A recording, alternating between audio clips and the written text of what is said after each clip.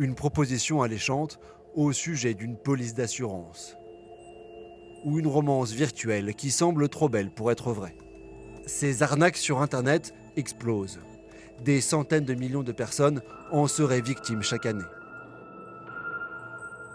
En Asie du Sud-Est, le phénomène a pris une ampleur industrielle.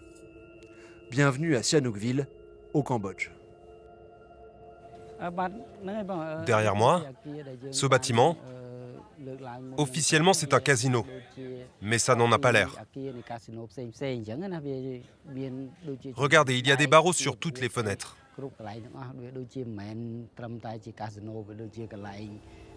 Derrière ces barreaux, ce résident soupçonne un centre d'arnaque en ligne. Par peur de représailles, il souhaite rester anonyme.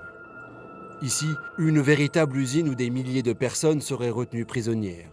Jusqu'à 18 heures par jour, parfois 7 jours sur 7. Ces forçats de l'arnaque sont contraints par des gangs à soutirer de l'argent à des internautes du monde entier. Attirés par la promesse d'un emploi bien payé, ils se retrouvent pris au piège.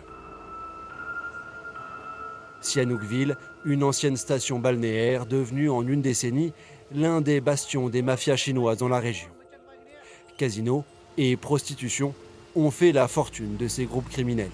Mais aujourd'hui, le plus rentable, ce sont les arnaques en ligne. Pour forcer leurs employés à travailler, ces mafieux n'hésitent pas à les torturer, comme le prouvent ces vidéos partagées sur des messageries cryptées.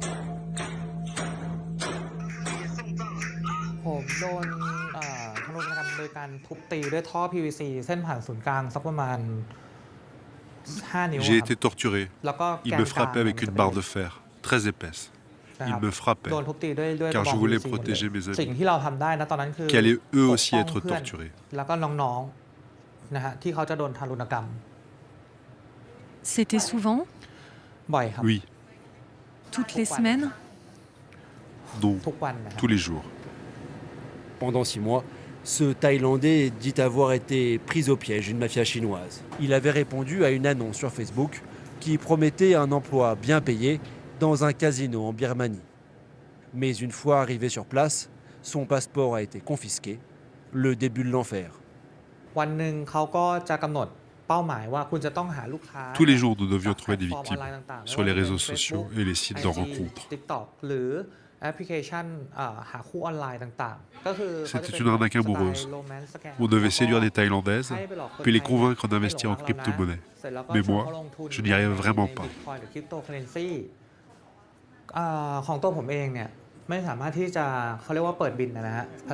Ces esclaves modernes seraient des centaines de milliers dans toute l'Asie du Sud-Est. Pour les délivrer, de véritables missions de sauvetage sont organisées.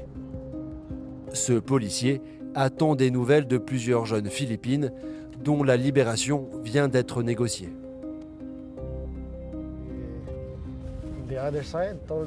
L'autre partie nous a informé par téléphone que demain, peut-être, ils libéreront les 6 victimes.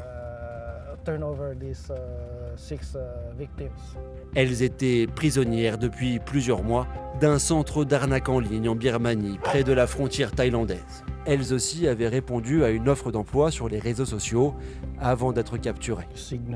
Le réseau marche mal, mais je peux voir qu'elles sont en train de bouger.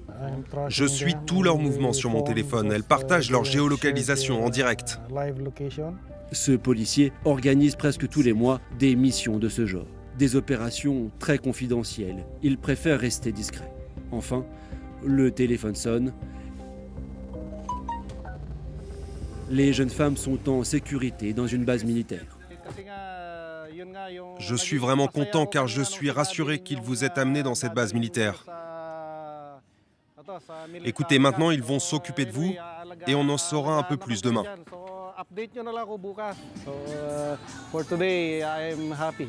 Ce soir, je suis très soulagé. Elles seront bientôt libres. Dans la nuit, les victimes passent la frontière birmano-thaïlandaise.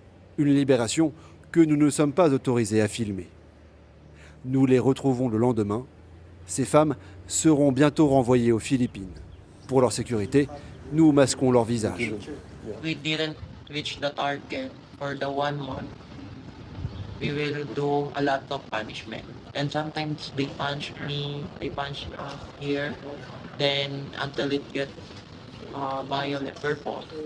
When the time that the car went outside, we all cried because finally we are free from the company. So we actually feel really right. Les gouvernements de la région assurent lutter contre les centres d'arnaque en ligne. Cette année, les autorités locales ont multiplié les descentes de police. Des milliers de personnes ont été arrêtées. Pourtant, en 2023, selon une étude de l'Institut des États-Unis pour la paix, ces crimes ont rapporté près de 64 milliards de dollars au crime organisé.